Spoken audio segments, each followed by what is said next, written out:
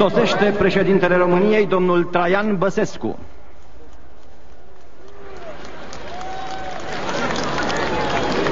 Sunt aici veniți foarte mulți oameni, foarte mulți bucureșteni. Fanfara militară o puteți auzi chiar în acest moment.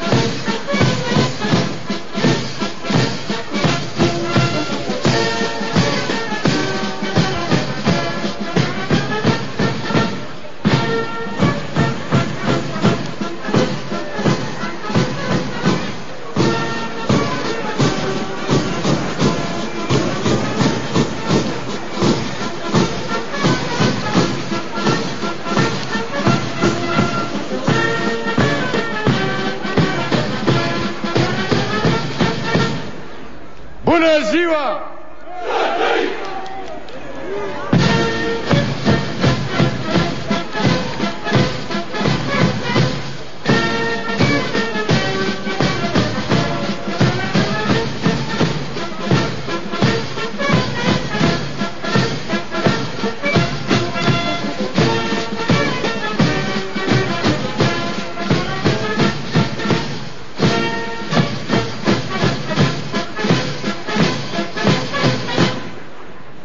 Se intonează imnul național al României.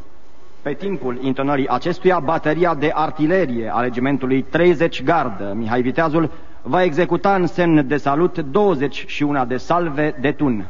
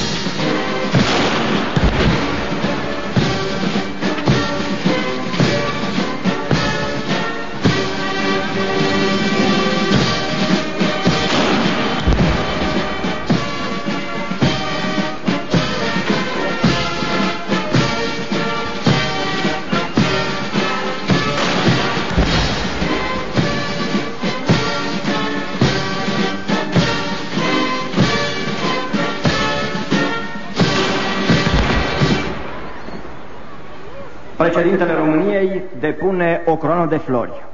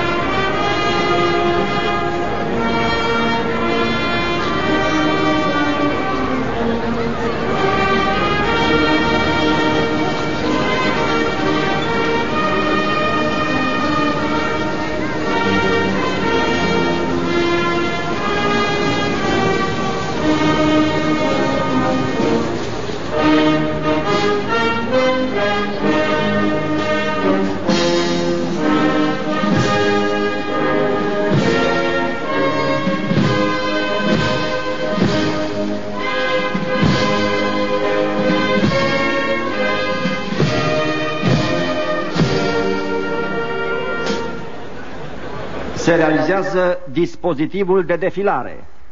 Acesta este constituit din blocuri de paradă organizate pe detașamente cu trupe și tehnică ale Ministerului Apărării Naționale, Ministerului Administrației și Internelor, Serviciului Român de Informații, precum și ale Serviciului de Protecție și Pază. Participă și Asociația Tradiția Militară, cel mai vechi grup de reconstituire istorico-militară din România.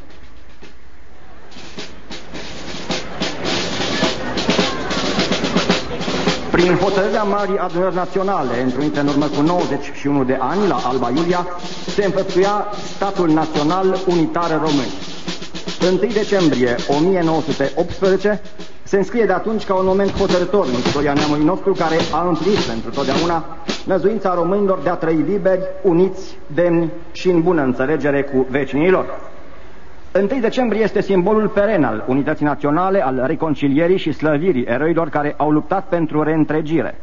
Prin jertfa lor ne-am clădit visurile, am suportat privațiunile tranziției și șocurile schimbărilor. Astăzi, ca și atunci, armata a rămas un factor de stabilitate important, respectat în societate. Misiunea ei este aceeași: apărarea independenței, suveranității și integrității teritoriale, a unității și democrației constituționale ale României.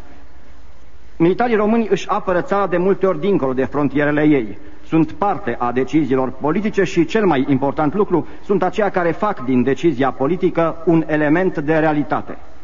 Prin misiunile asumate, Armata României, care a îmbrăcat noua sa uniformă, cea a unei armate de profesioniști, își menține respectul tuturor românilor. Urmează parada militară ce se desfășoară cu ocazia sărbătoririi Zilei Naționale a României.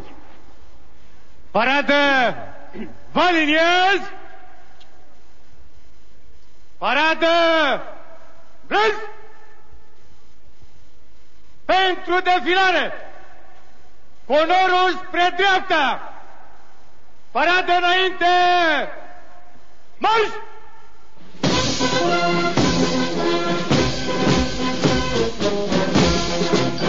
Parada militară care se desfășoară astăzi este alcătuită din militari profesioniști ai forțelor Ministerului Apărării Naționale, Ministerului Administrației și Internelor, Serviciului Român de Informații, precum și ale Serviciului de Protecție și Pază. Comandantul paradei este generalul major dr. Ion Pâlșoiu, ofițerul șefului statului major al forțelor terestre.